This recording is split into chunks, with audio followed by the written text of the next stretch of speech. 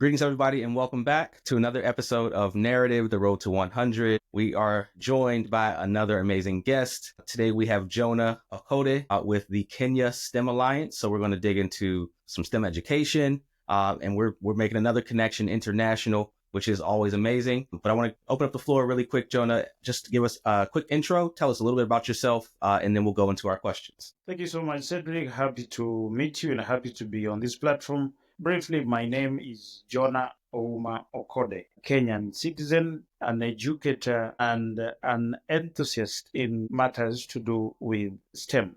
Yeah, I'm born and bred in Kenya, and I love associating with children. I love teaching, and I love teaching STEM. Yeah. So we're always glad, as an educator myself, to have educators on the platform, especially talking about the work that's being done in STEM, and also to hear what's happening in different parts of the world, definitely on the continent of Africa. So I'm looking forward to getting into this conversation with you. But I want to first open up with our driving question that I'm asking all of our guests for the Road to 100. And that question for you, Jonah, to start this off is, what does narrative mean to you? Narrative, I think, basically mean a story that is told, or a story that is created out of nothing to tell or to create maybe a situation that you really develop a story to pass a given information to a given group of people. It can be written, it can be oral, it can be drafted insofar as maybe using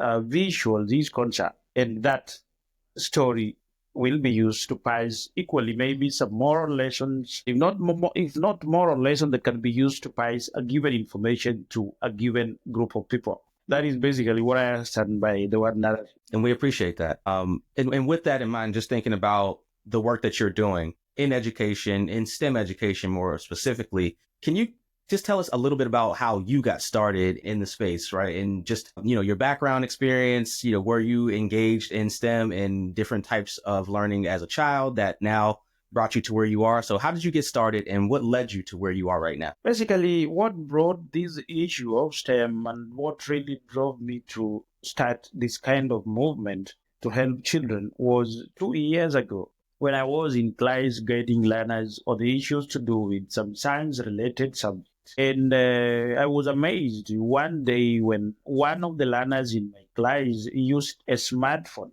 And we were dealing with the topic on how we can use maybe available resources that we have in our locality. If in any case we don't have a farm somewhere, how can we use agribusiness maybe back in our locality to have even a kitchen garden? And the learner in our class picked my phone and told me, teacher, look, this is what we do at home. Let me guide you using your phone so that I take you through what I went through until I established a kitchen garden behind their small hut. And I was so much impressed. And bearing in mind that our Kenyan government is also introducing a new curriculum. And in the same grade, we had got topics dealing with issues to do with how to use digital devices in ensuring that learners access what they learn theoretically into the practical part of it. They have it at home, but they can also use the internet to really prove what they are doing. And so I was so much impressed by this learner, a grade 5, doing that. So I went back and sat down and said, what if I start a given club in our school that can enable learners really to acquire such kind of skills? Because not all learners really have access to such kind of digital devices. And so that happened 2 years ago. That is the year 2022, around April.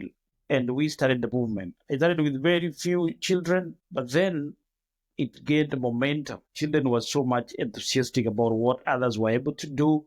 And they were also really determined to ensure that they can also influence the rest, to change the environment at school and to change the environment back at home. It's amazing that using the same idea, these learners managed to use a kind of sack that they brought to school, filled them with soil, and then went back home and brought some kind of vegetables that they were also able to really plant in these sacks. And we used some of them for some time to feed even as teachers in school, which was so much really appreciated. To appreciate that child, that whatever the initiative that she came with really was something that could be put into practice and could bear fruit at the end of it all. And so that's where the journey started, with not more than 35 children. who managed to join the movement. And up to today, it's amazing. You can't believe it. Diving into our website, you can't believe what we have done so far. Amazing. And just regarding your own background and experience, have you always worked in education? Yeah, I'm a teacher by profession. I am a trained teacher. I guide learners on the basis of science-related subjects, mathematics, and English. Initially, before embarking into STEM fully, I was a teacher of English. And what you were just asked about things to do with narratives, I am a narrative writer. And so when I looked at the other side of life and brought also the light on what I have never done for a long time, that is on matters to do with science, then I also loved it and liked it. And so I'm very much really impressed to push English as a language and to push science related learning areas at the same time. So I am a teacher, I'm an educationist, and I am also somebody who is deeply into education, not for anything else, but to change other people's narratives one day, one time, like mine was changed just by other teachers who came before us. And so, yes, I am a teacher. And that's awesome. I mean, we definitely appreciate that. Again, my background and experience working in education as a teacher as well, it's definitely necessary. So just major respect to you and the work that you've been doing and you're continuing to do. And I want to talk a little bit more about that work actually in particular. So related to what you're currently seeing and producing with the Kenya STEM Alliance, could you share some more insights about the work that you're doing and some of the progress that you're seeing reflected in the efforts that you're putting in? Thank you for that question, my brother. We started from a very humble background. If you check one of our posts on LinkedIn, and if you check maybe a case story on part of our website, you would realize a situation where we could walk into dusty classrooms. We could walk into classes and teach without any digital device other than using my smartphone. But using such kind of cooperation and selling the idea to different friends, different members of the community, we managed to receive some kind of people donating laptops here and there. Some could borrow us, could lend us laptops that we could use for some time, or when we had the classes, then we could take them back. Because it was amazing seeing very young children who have never had access to anything to do with a digital device like a laptop or a tablet or computer, using that amazingly, following instructions under the guidance of different teachers, including myself, to access what we were able to do. And we decided to link that to a topic in our grade 5 science that was talking about basic computing skills. And this is basically, it's to do with maybe Excel and Word. And after doing that, basically to allow them acquire the basics in a computer, it was very easy for us, therefore, to introduce them to coding or Scratch, which upon the introduction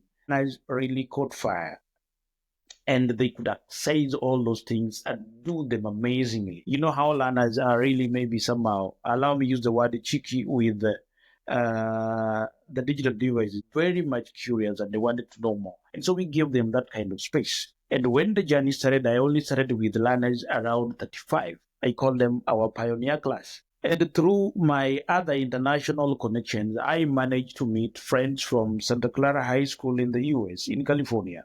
They had a STEM club that they call Team Erudite. And in that club, with my interaction, they volunteered to be assisting our learners. We could teach them physically, that is practically, but they could acquire also those skills virtually. And so when we embark later on, have learners cramming maybe 5 to 6 learners or 10 cramming just using one laptop or one tablet somewhere, they could really follow up and remember and recall and try to apply what they were guided by our friends from Santa Clara. And I want to appreciate my sister sincerely, Nina, from Santa Clara High School, who brought our colleagues. And up to now, even last week on Friday, we had a lesson with them.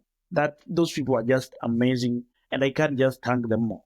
And so going deeper, we had a program. The program basically had to do with the basic computing skills. Then we had to bring some sort of mathematical skills that could enable them at least to operate using different sprites that are found on the platform of coding or Scratch. We also introduced robotics. And so basically we started with basic computing skills And then these learners enrolled into Scratch and robotics, which they are currently doing.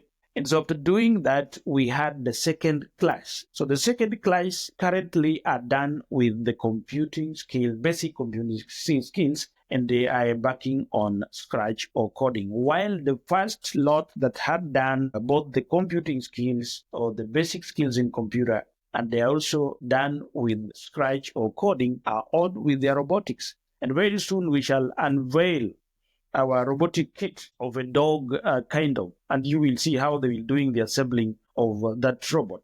And so currently we have another third cohort. The third cohort is enrolled at least to ensure we have a continuation of the whole process, because we have the third cohort that is now undergoing their basic computing skills, and they're doing well. They're very young boys and girls. I'll maybe show you their photos one day, because we intend to have a class with them this Friday, and they will be facilitated by our friends from California in the US.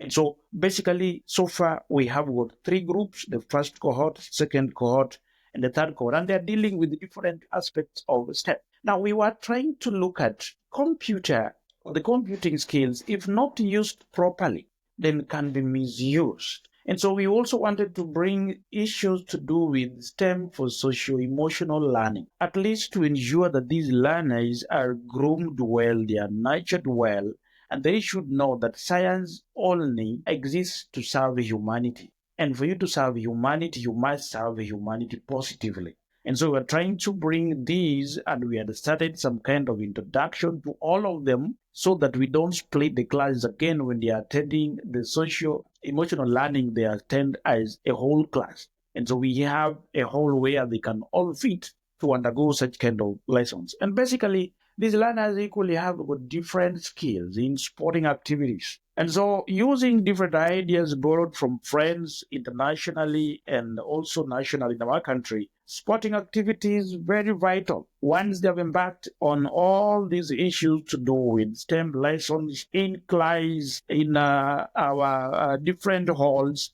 then we can allow these learners to relax using esports, using athletics, using football, or any other sporting activity that a learner is so much interested in. And so if you look at some parts of our website, you will see some learners in the field. However rugged the field is, however stony it is, we only need to observe safety so that learners don't fail and develop bruises at schools and maybe on their feet and such kind of things. But we want to encourage them. This equally breaks a lot of class boredom, gives them that kind of morale, boosts their self-esteem, because we have learners who are gurus in line to do with classwork. Some are learners who can sit before a computer for that long, but then we need to regulate, because we are the people who guide them. We regulate when do they need to be in class, when do they need to go for some kind of STEM lessons, and when do they need to go for sports. And so we were also trying to liaise with friends who can help us with esports facilities, so that they can also really get these skills going forward. I think it's amazing how you mentioned the connection to humanity, starting there, also dealing directly with young children, because I think when we think about humanity, the people who really, I think, understand, care for others are typically young people. They have something within them to where that they can see themselves being supportive, helping out other people, not necessarily thinking just about themselves or how they can make money or anything like that. So I think that that's extremely powerful, and the connection to social emotional learning. But then you mentioned as well, looping in even sports, right? Esports or even just physical sporting activities, which we talk about, tied into physical health, which is really important, and getting young people engaged in movement and what that does for them later on in life. All those things are amazing, and major kudos to three cohorts. And the differences and nuance of STEM activities that you're engaging, right? Coding, all the way up to robotics, which is amazing. I'm curious to know, though, within even all of the progress that you've seen in that the growth that the organization has had, tell us about some challenges that you've undergone and how you overcame those challenges throughout the course of your work. What I know as a leader, leadership entails a lot. Leadership entails patience. Leadership requires that you need to be somebody who is outgoing. You need to be somebody who really goes beyond his limit. You have no time for creating any kind of differences with anybody. What you would wish to really go ahead and do is to create good rapport, good friendship, good connection with different people. And it is out of that my natural ability, insofar as leadership is concerned, that God has really enabled me to go out of my way to acquire all these resources. It has not been really easy. Imagine introducing yourself to somebody who has never seen you, like you, when we met online, introducing yourself to somebody who has never seen you, you do not know that person, but then you tell a story, you introduce it bit by bit, the person understands you. Now, unlike those that I've met internationally, we have got members of the community, because even where I have started this kind of movement is not my home. That is something funny. I come from Migori County. Kenya is divided into different counties, but I have initiated this in Ouma Bay County, over 32 kilometers away from my home. If I would be selfish, I would go ahead and establish it even in that local school where I went through in my elementary schooling.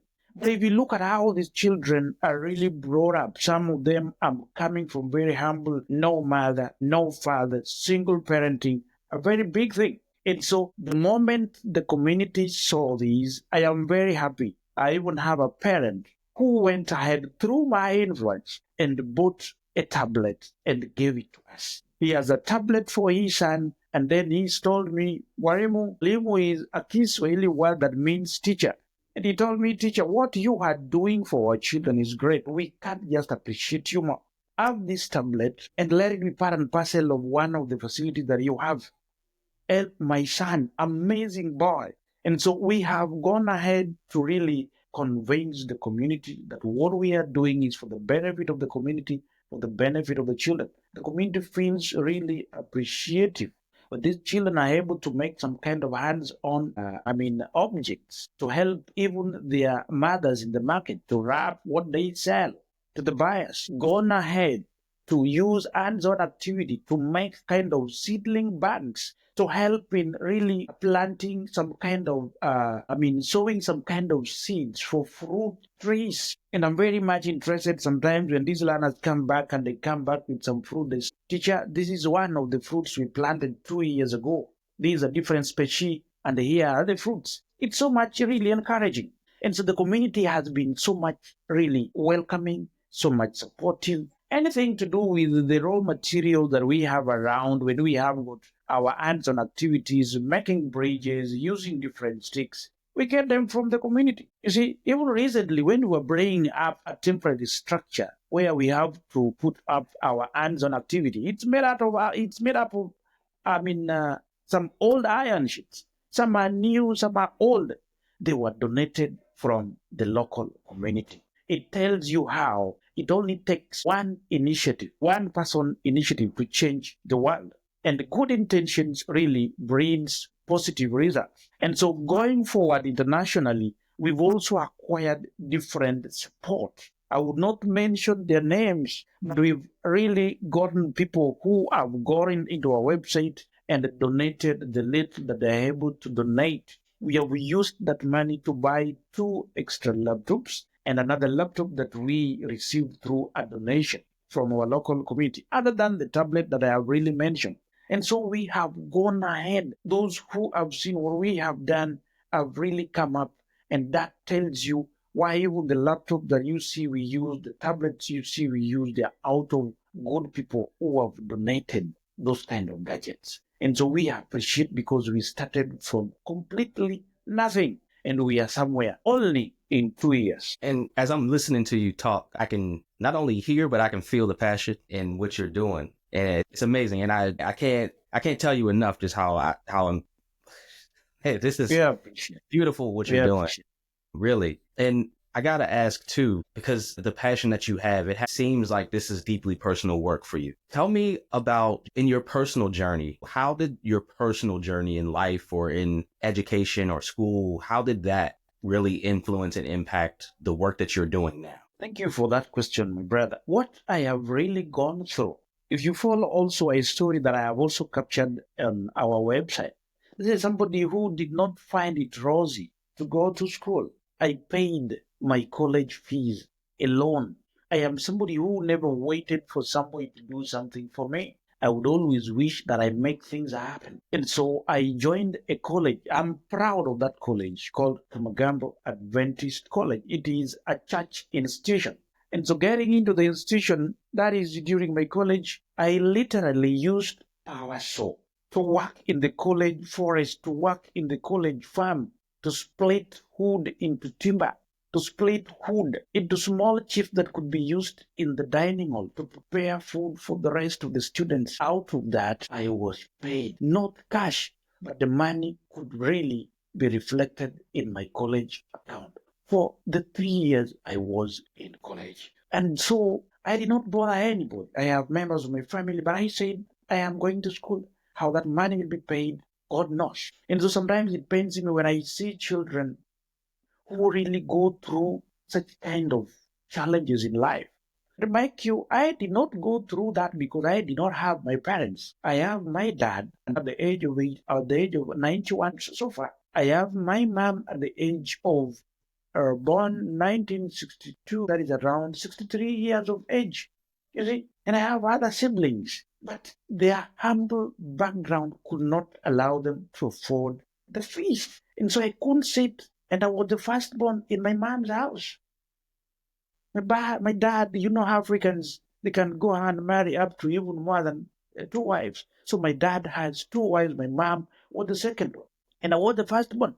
So I had to go out of my way and ensure that I did something for my younger siblings. And I'm very happy that through what I did, I managed to acquire a job. And through that job, I ensured that I also assisted my younger siblings. They are somewhere they can have something and hold and change other people's lives. And so when I see children who have the potential in STEM, in games, in sports, I stepped into the compound. If you look at some photos, we found a school that was like a deserted place. But we managed to bring hope. I personally managed to bring hope and said we must change the lives of these children. We were brought here to change the lives of these children. Those who see what we have done under my influence as their leader, it's amazing. Some of them that we started really didn't believe. I told them, teachers, let us do this for the benefit of these children. They will one day tell a story. And that story is told even right now, the entire community. I am so much impressed by a certain girl. If you check our website, you'll find her story. A girl who was sick, left school for days, was suffering from a known condition that affected her leg. And it has always been my pleasure to find out what really is happening in the life of every learner. And so I asked the colleagues, the classmates, where is so and so? I was told she is sick. For how long? And I asked whether I could really make it to their home.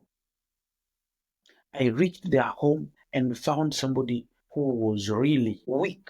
And I looked around, invited the teachers. We managed to solicit for funds to take this child for medication. And after just 1 month, the girl got really healed and came back to school.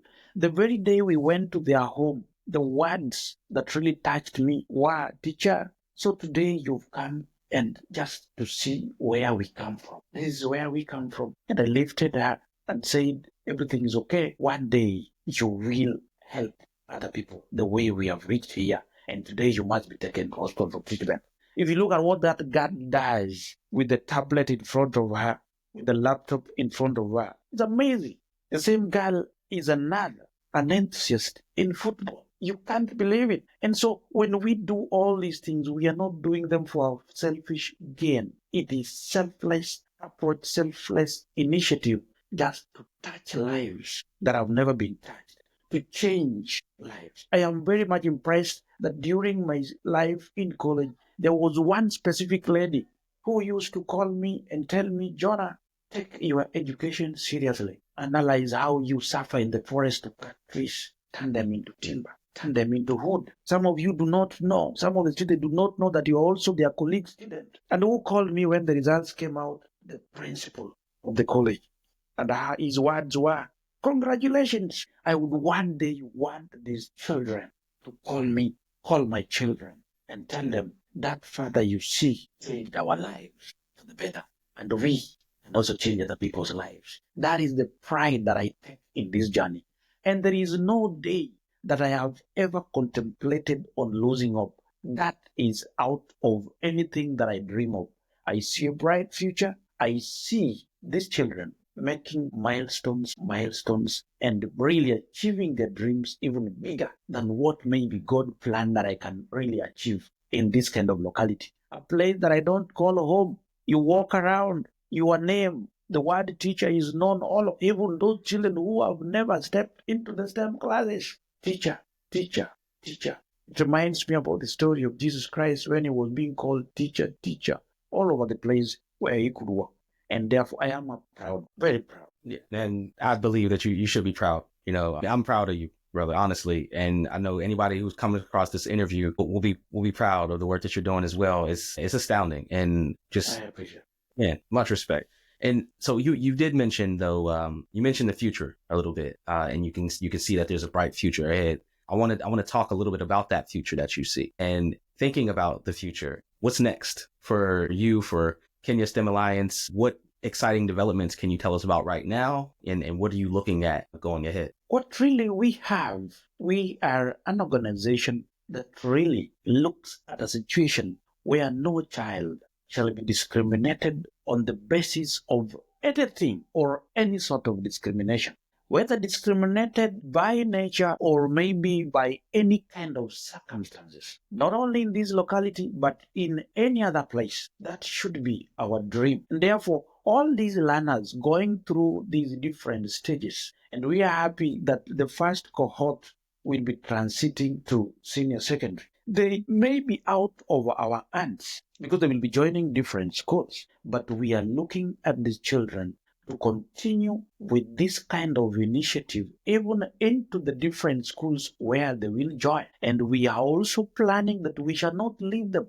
That is why in all my endeavors on daily basis, I really look for people who can really open our scope. Because even Scratch itself or coding, it's in different stages. Once they will have acquired the skills to do what they should do at this lower stage, then we should open the windows for them to even do other things, become innovators, become creators of content, become people who can also really embrace science for the purpose of serving humanity. And science is wide, be it in the line of engineering, in the line of technology, so that we can also be innovators who can even assist our local hospitals with the different innovations that can help different patients, their parents indeed, their brothers and sisters in the locality. There are things we can really make, at least to ease even the work of different people. If you check our school where we are based, we are called Ndiwa Hospital. The word hospital, we neighbor a given hospital.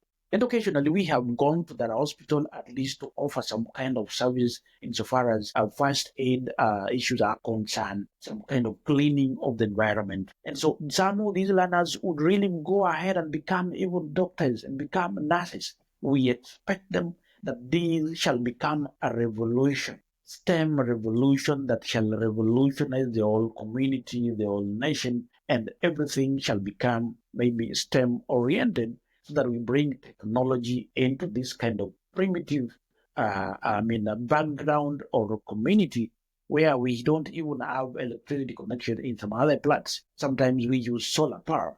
And so this is a revolution, educational revolution that we are seeing will one day revolutionize the entire community and change the lives of this community for the better.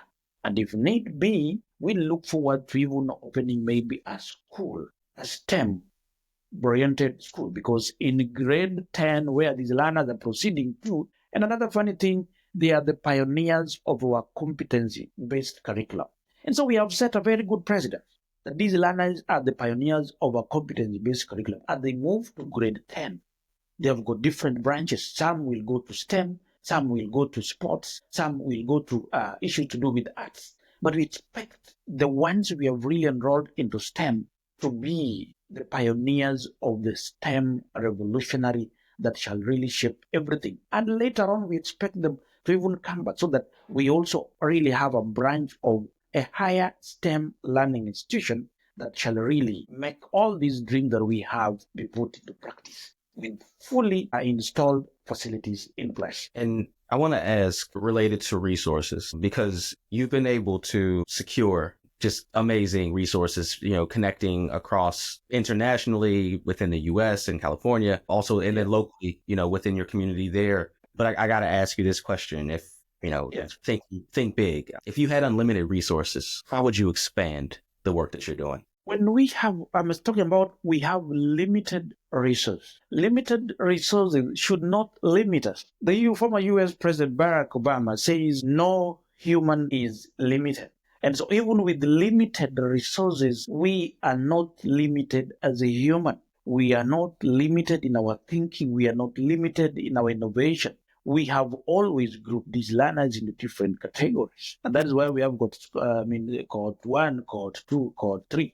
So whether we have got 10 laptops, they will all be used with these learners. We have taught learners equally the need of cooperation. One of our basic values that learners really need to cooperate, learners really need to exercise things to do with teamwork, so that however little resources we have, we need to be human enough and share them and use them to empower ourselves. We are not limited because we have got limited resources, but we are really in a position to use the little resources to show the whole world, like we have really done, that limited resources should not limit human capacity. So regardless of the little resources that we have, we are ready to move, to change the perspective of where you must have enough resources. Basically, resources are never enough, but we shall use them however limited they are, because a human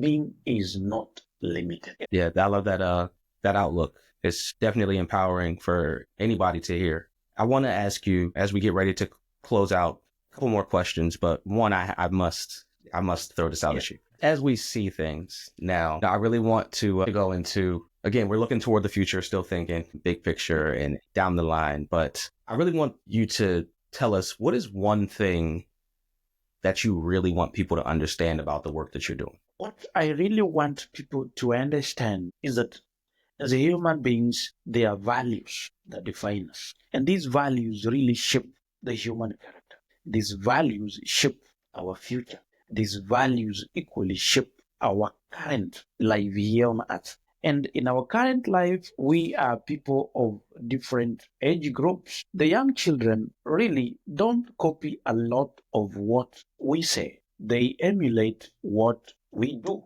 And so one thing that we really stand for is compassion. Show love for that child. Show love for that person. Show love for that neighbor of yours who has one thing but lacks another. You who has one, but you lack another. So compassion, fully understood, will define what we do, that we have done out of nothing and we have produced something. My plea is that these values of compassion, of integrity, of teamwork, of cooperation, even if we look at ourselves, God was amazing in his creation. He knew that he had to put in place all our senses for coordination. And so we cannot do all these things alone. Even from what I've given you a brief breakdown, we have always received support from the members of the local community, friends internationally. And allow me mention my friend that I just met online, that is Rachel Ramirez from the US, an enthusiast in education. One thing that is good, that has value in it, video. It doesn't matter what you have. It doesn't matter what you're bringing on board. We need your expertise in education, expertise in STEM, your expertise in esports, your expertise in emotional learning, your expertise in robotics. Those who are blessed with the resources, we need your resources. We really request for those resources. And we have talked about resources are always limited. But what we need to improve is efficiency in the delivery of what we do. What do you think? Learners crammed within one laptop, 10 learners. What do you think what they can do when maybe 2 learners share a laptop? It will be amazing. It will even allow us to increase the enrollment. And so resources may not limit what we do, But we would also wish to ensure that we are creators, we are innovators. And how do we create? Donate a laptop, donate a tablet, donate a desktop, so that what we are doing can be made efficient to continue touching lives. There are learners who want to be enrolled, but you look at the resources, you look at the time that you have, it's not really enough. But we go out of our way. When we have got enough resources, we have got different friends, like our friends from California, offering some online, we shall enroll them, attach them. Those who come next to maybe each other, this laptop, you will be using it to log in for our lessons. Have this smartphone, you will be using it to log in. And when we come back together, we assemble so that we take them through the practical lessons. That will be amazing. Most definitely. And yeah, as we get ready to wrap up, I want to save space for sure for you to let everybody know where we can go to support. But before we get there, the last question I want to ask you and hear your thoughts. I believe that you've talked about this, but I want to hear it in its completeness in terms of your response. When it comes to your work, what you're doing, supporting in education, STEM education, the youth, the local community, connecting internationally, what legacy do you hope that you leave behind? The legacy that I would wish to be left behind is that Jonah came a distant, far away from his home and planted a seed, the seed that he took time to water, a seed that sprouted, a seed that germinated, a seed that developed into a tree, a seed that developed fruits where people can pick those fruits and eat and say, there was a man who stepped here and changed the lives of not only this community, but the life of children all over the world. Through his connection, through his leadership. That is the legacy. As simple as it is. Yes. And yeah, I believe that's what we'll get. I believe that is what you're already, again, planting that seed and really thinking about, the intent behind the work that you're doing and looking into the future and saying, well, this is not just for me. And this is not necessarily even just for the students that are being served right now. You're thinking down the line. Sure. Which, yes, sure. Beautiful. Before we close out our interview today, first of all, I got to say thank you for joining me. It's been a pleasure to sit and talk to you, to hear about your work, to hear the passion and what you're doing, right? What you have already put in place, and then looking at even the potential, and sharing this with others who, can step in and offer some of that support as well. Can you please tell us, where can we go to connect with you, to get in touch with Kenya STEM Alliance, to support the work, offer those donations? Let us know where we can find you. You can find us, Kenya STEM Alliance, as a page on LinkedIn that is Kenya STEM Alliance. If you make that search, you will find us on LinkedIn. We have a group, amazing group that has really grown. We are currently the membership is at 84 people who are educationists and those who are STEM oriented. So you can really find us on LinkedIn at Kenya STEM Alliance, or you can find me on LinkedIn at Ouma Jonah, or you can also delve into our website, Kenya STEM Alliance, and you will interact with us. You can also reach out to us. I am still using my own email at jokode207@yahoo.com, which you can also find that still in our contacts on our website. Yeah, I have not really gone ahead to create, but we have a YouTube channel. You will find us at YouTube channel at STEM at 20 Kenya Alliance. STEM at 20 Kenya Alliance. Yeah, but basically, you will find a lot going around on LinkedIn. Join that group on LinkedIn. It's a STEM page. We have got amazing people. I am the manager, and there are many people. Sorry, I am the owner, but there are many people who have volunteered as managers who really ensure that the program or the page really runs smoothly. Yeah. And if you want to donate anything to us, you will find our donation page on our LinkedIn. You'll find it on 2 different pages. We are still using our what we call an M-Changa platform that is meant for fundraising in Africa, something akin to what you people use in the Europe and the USA as GoFundMe, among others, but secured and has got 3 different treasurers to ensure that this money is used efficiently and in the manner that it's supposed to be used. And being the founder, being the leader, I can assure you nothing other than integrity and good use of what is really donated, because this tree must grow and must produce fruits for the future generations. Well, it's been a privilege to sit down and have this conversation with you, Jonah, and to hear about just all the work that you've been putting in, and the amazing value and benefits that you're seeing from it, and the approach, right? The integrity,